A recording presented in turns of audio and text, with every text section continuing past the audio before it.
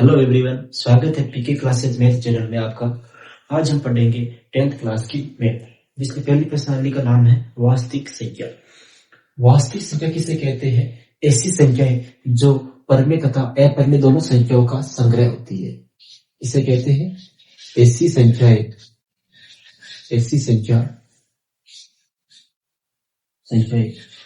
जो परिमेय संख्या तथा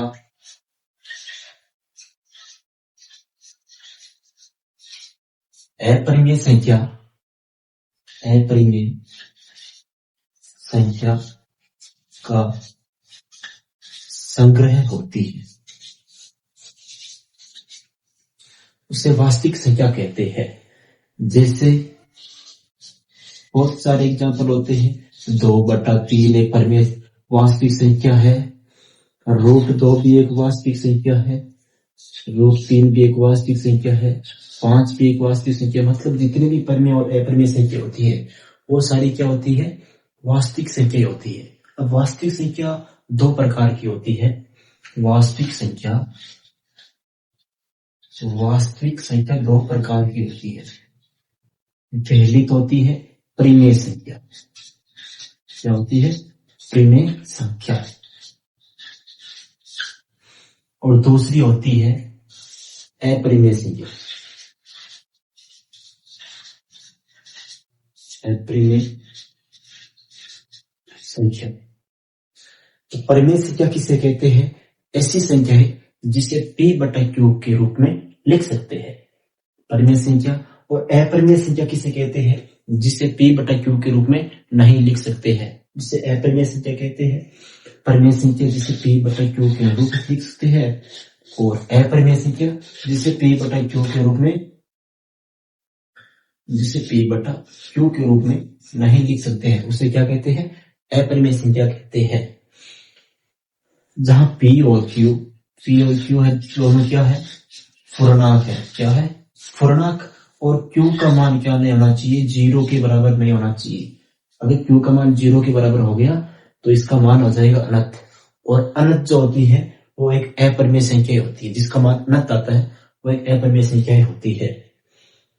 तो परिमेय संख्या में q बराबर क्या नहीं होना चाहिए? 0 नहीं होना चाहिए। अब हम पढ़ेंगे परिमेय संख्या कितने प्रकार की होती है। परिमेय संख्या कई प्रकार की होती है। जैसे यहां पर पढ़ते हैं,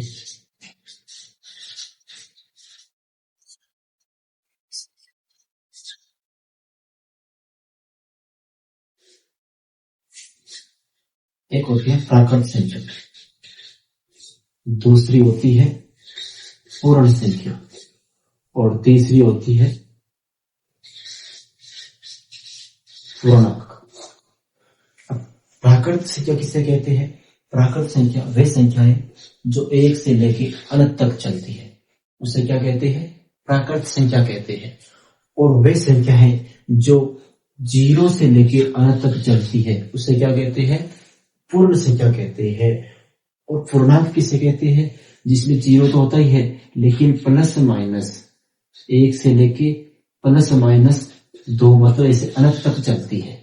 जो 0 से लेके प्लस माइनस अनंत तक चलती है उसे क्या कहते हैं?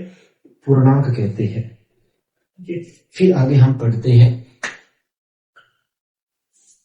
आगे हम पढ़ेंगे अक्षयप और अल्सियम। अक्षयप कैसे निकालते हैं, अल्सियम कैसे निकालते हैं? अल्सियम और अक्षयप निकालते हैं आधारभूत परिमेय के द्वारा। तो HCF और एक होता है LCM।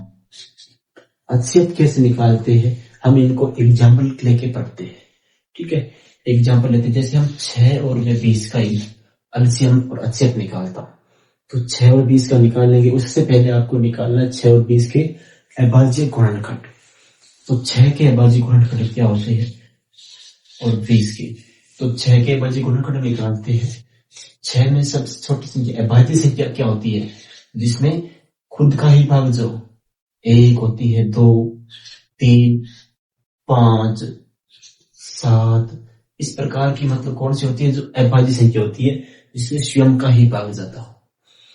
तो यहाँ पर हमारे पास 6 है, 6 में सबसे पहले छोटी संख्या किसकी है 2, तो 2 का भाग जाता है, 2 का कितनी बार जाता है 3 बार। फिर 3 है, 3 में किसका जाएगा 3 में 3 का ही जाएगा 1 बार। तो इसकी अभाज्य से इसके टुकड़े हो जाएंगे, 6 के क्या हो जाएंगे 2 और 3 अभाज्य गुणनखंड। फिर 20 के अभाज्य गुणनखंड निकालते हैं, तो 20 के अभाज्य गुणनखंड निकालते हैं, 20 में 2 का भाग जाता है कितनी बार 10 बार, 10 में भी 2 का भाग जाता है 5 बार, और 5 में सिर्फ 5 का ही जाता है और किसी का भी नहीं जाता है। तो यहाँ पर 20 के हो जाएंगे 2 इंटू 2 इंटू 5। आगे देखो, अब हम इसके एलसीएम और एचसीएफ कैसे निकालते हैं। पहले हम निकालते हैं एचसीएफ। देखो इसमें कोई घात नहीं, मतलब इसकी घात 1 है। अब इसमें देखो दो बार आई है, कितनी बार आई है 2 बार। इसका मतलब 2 की घात कितनी हो जाएगी 2, और 5 एक बार है तो 5 की घात 1 हो जाएगी। अब सबसे पहले हम निकालते हैं एचसीएफ। एचसीएफ में क्या होता है कि अभाज्य गुणनखंड के जो टुकड़े किए हमने, इनमें सबसे निम्नतम घात वाला उभयनिष्ठ पद लेना है। निम्नतम घात वाला उभयनिष्ठ।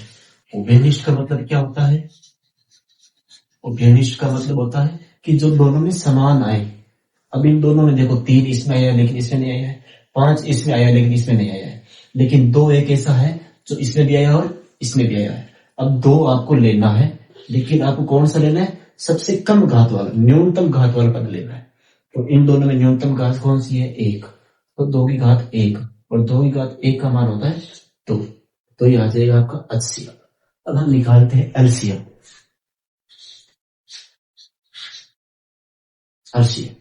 एलसीएम किसे कहते हैं, मतलब आपको लेना है अधिकतम घात वाले सारे पद लेने हैं, अधिकतम घात वाले सारे पद।